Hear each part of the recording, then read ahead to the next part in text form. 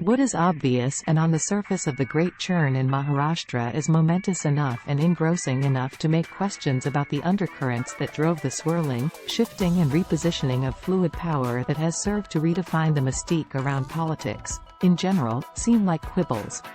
But those questions are worth asking. The BJP leadership's surgical strike on Maharashtra has failed. Sharad Pawar has indeed lived up to his reputation as the strongman of Maharashtra.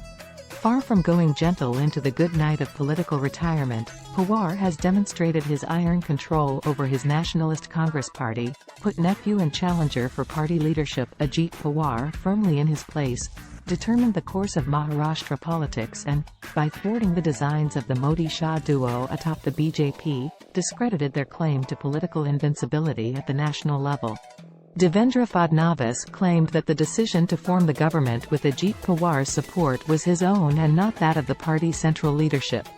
The biggest chink in this claim is the behavior of the governor, Koshyari, who ever so willingly swore in Fadnavis and Ajit Pawar as the new chief minister and deputy chief minister and gave them a fortnight's time to prove their majority in the House, after suddenly lifting president's rule in the early hours of Monday. That the president and the governor would have acted purely on the say-so of Devendra Fadnavis is, of course, possible but not probable. As of now, SHIVSAINIK will head the next government, in which the NCP and the Congress would take part. Power binds the parties together, even as their differing worldviews pull them apart. The SHINDE delights in celebrating its role in bringing down the Babri Mosque on December 6, 1992, whereas the Congress and its breakaway formation, the NCP, see the act as an attack on India's secular and constitutional integrity. How can the Congress and the NCP justify their compromise with SHIVSAINIK's Hindutva? The formal answer is that they have a common minimum program, which swears by the Constitution of India, which makes the SHINDE swear by secularism. The substantive answer is that the SHINDE and the NCP, for whom Maharashtra is their sole stomping ground, have their backs to the wall and are fighting for survival and relevance. With the BJP's steady ascendance across the country and in Maharashtra, for the SHINDE to quietly accept a secondary role and watch Big Brother grow ever bigger would be to doze off into a death wish.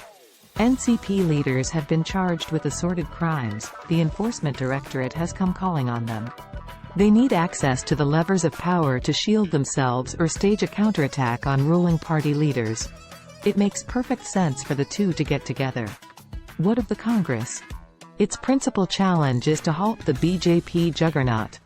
In Haryana, it denied the BJP a majority of its own, but could not prevent it from forming the government.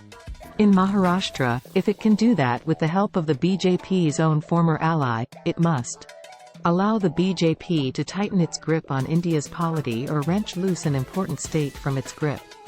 This is the choice for the Congress. The answer, as they say, blows in the wind, unless, of course, your job is only to offer commentary on ideological purity and not to exercise power in a manner that would serve your cause the best.